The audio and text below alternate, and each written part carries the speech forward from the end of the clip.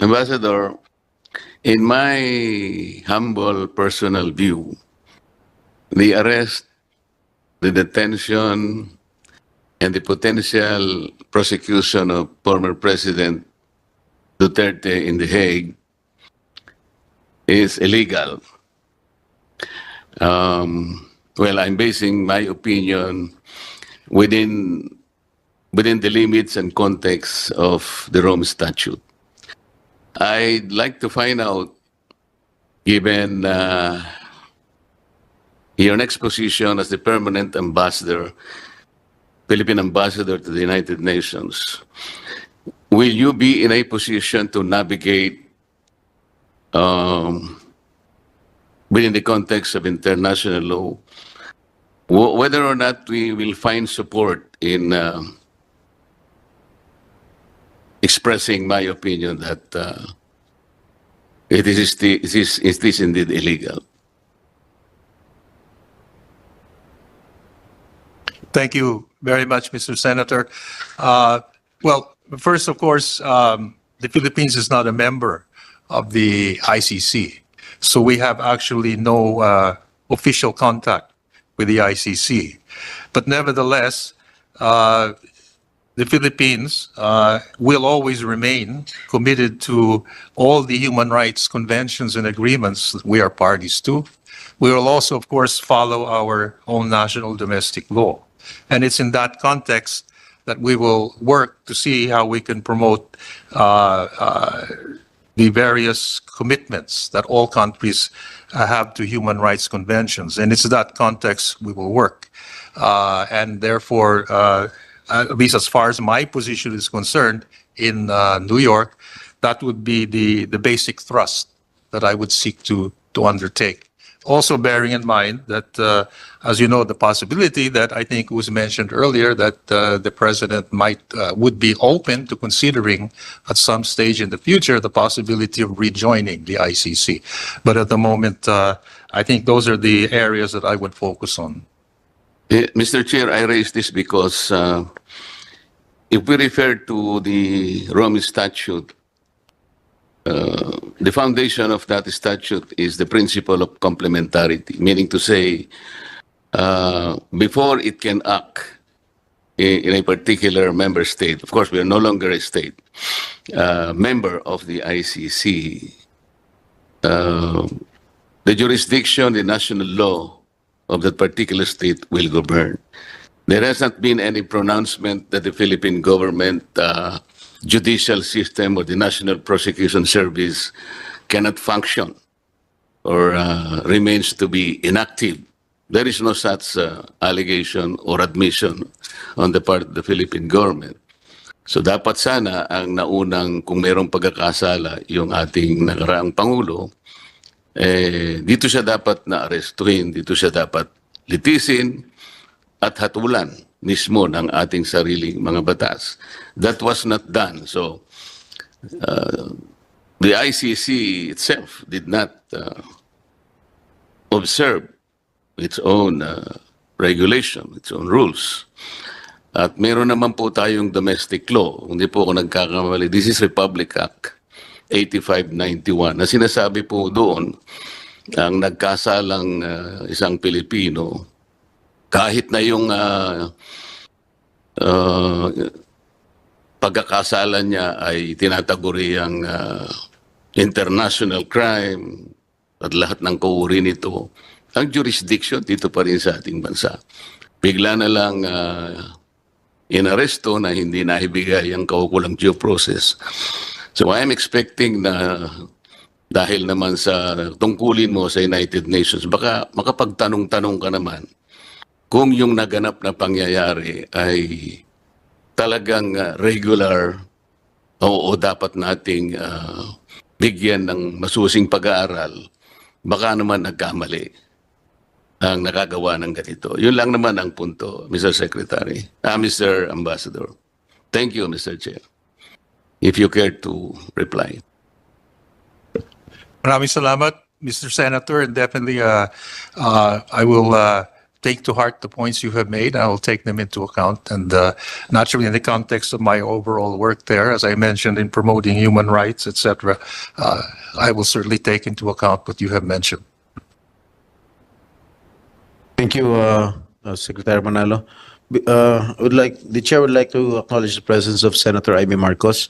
Before Congressman Pido Garbin. Thank you, Mr. Chair, and morning to our esteemed colleagues. In pursuance to our mandate in confirming the appointments of our nominees and appointees of the President, we are guided by no consideration other than the fitness, integrity, and the qualification of this respective appointees of the President. And Mr. Chair, I can vouch that Mr. Enrique Manalo, which will be our permanent representative of the Republic of the Philippines to the United Nations, embodies all the said attributes and qualifications. Now, having said that, Ambassador, the overarching mandate of the United Nations itself is outlined in its charter, which includes maintaining international peace and security, developing friendly relations among nations, and solving global problems through international cooperation and the promotion of human rights. There is a long-standing war right now between Palestine and Israel. And the recognition of Palestinian state was upheld by 147 UN member states. May we know, Ambassador, whether our country, the Republic of the Philippines, is included in that 147 member state?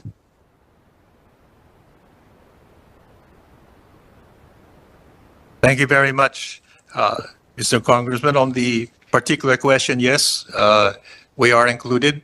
The Philippines has long held the view of a two-state solution to the issue in Palestine. Of course, that being said, at the same time, we are very deeply concerned about the humanitarian situation in Gaza as it stands now, and the suffering of the civilian population. And I think recently the president spoke quite clearly on this, and the Philippines is certainly committed to helping in any way in alleviating the humanitarian situation in Gaza. And in fact, the Philippines has also contributed humanitarian assistance through the UN agency in Palestine. But going back to the point, we have always espoused the two-state solution. And in fact, we even participated in the ICJ advisory opinion on Palestine recently. We also made a submission.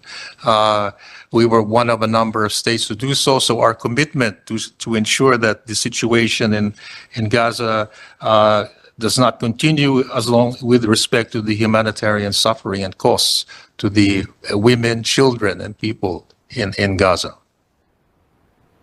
But, Mr. Ambassador, would you agree with me that due to the long-running dispute between Palestine and the Israel, which has been, internationally agreed, it has no internationally agreed boundaries as of yet.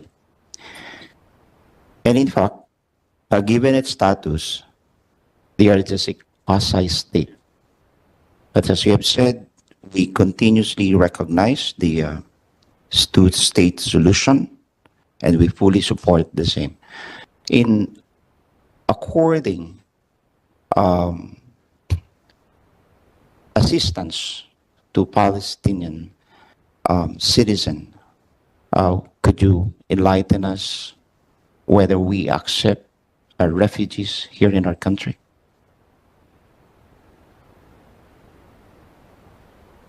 Well, at the moment, I'm not aware of any particular law. I think we would have to consult our Justice Department on these points, on the possibility of accepting. But I think the issue we should really focus at the moment is first how to alleviate the suffering of the people in Gaza, and how we can support efforts, hopefully at some point, not only to achieve a ceasefire, but eventually to see and really consider seriously on the possibility of the two-state solution.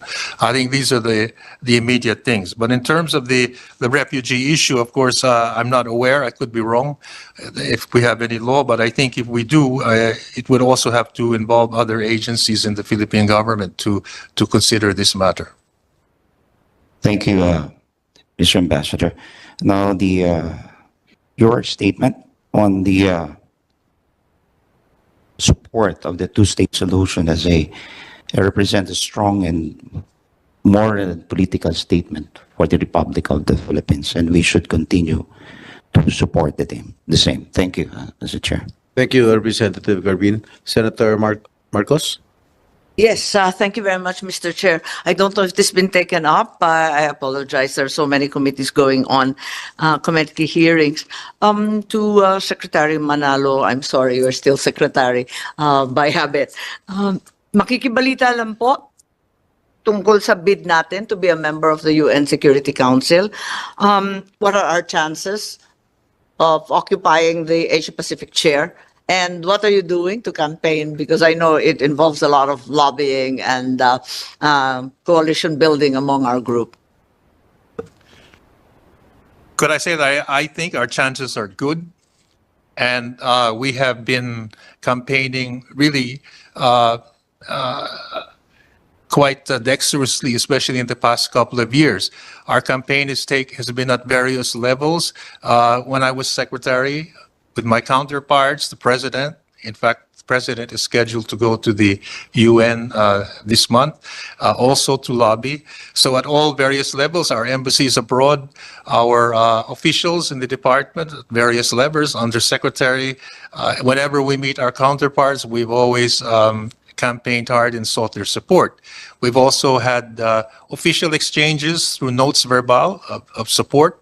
And so we have really worked very hard on that. We have also taken advantage of not only meetings in the UN to meet our counterparts, but we have also attended selected meetings where we feel we can make the most or take advantage of opportunities of meeting our counterparts. For example, in my case this year, I went to the meeting of the CARICOM, Caribbean Community Countries, at ministerial level, and I was able to meet most of the ministers of the Caribbean Bumoboto countries. pala lahat. Akala ko yung Asia-Pacific lamang pag yun lang ang pinaglalabanan. Pati Caribbean kasali sa botohan. All yung buong, the whole General Assembly. has Oh, to vote. okay.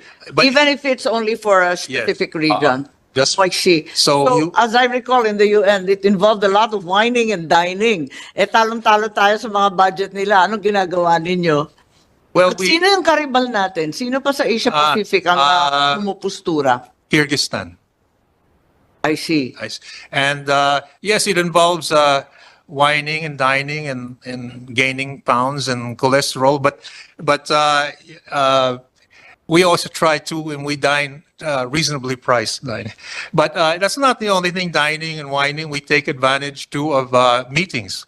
And, Yes, of course, And of even formal meetings. Yung mga, for example, we have regular joint consultation meetings with a number of countries. We always take advantage of that to raise our concerns. I mean, our campaign and our Yes. seeking their I think you're way ahead in that regard, having been in the UN for so many decades at this point. And I was just going to ask you something a little bit stickier. And as the former Secretary of Foreign Affairs, what can you say about the newly opened Mahatao base in Batanes, binuksan noong 28 August, to house Philippine Navy and military units? In your view, will this worsen the tension with China and escalate the already highly escalated Taiwan Straits atmosphere? Well, I'll take a risk at answering that. Since Yes, I'm not going to pin you to this. You're no longer the secretary. It's just your personal opinion I think as that an experienced and professional diplomat. I Please go ahead. think that move, when looked at carefully, is part of the policy we had to try and at least strengthen the security capabilities of the Philippines. Really aimed not at any country, any particular issue, but just to place the Philippines in a position that, if necessary, at least we have the means to at least create some form of deterrence. And it also puts us in a spot to help, not only in terms of traditional security, but with our armed forces there, they will also be in a position to help in providing humanitarian assistance in case of any climatic catastrophes or disasters in that area. So I think it's really overall making the Philippines in a better position to fend for itself militarily, defensively, and also economically. I think ultimately it's up to the Philippines to ensure that we ourselves can defend ourselves, whether it's through military means or diplomatic means or even economic means. Thank you very much, Mr. Ambassador.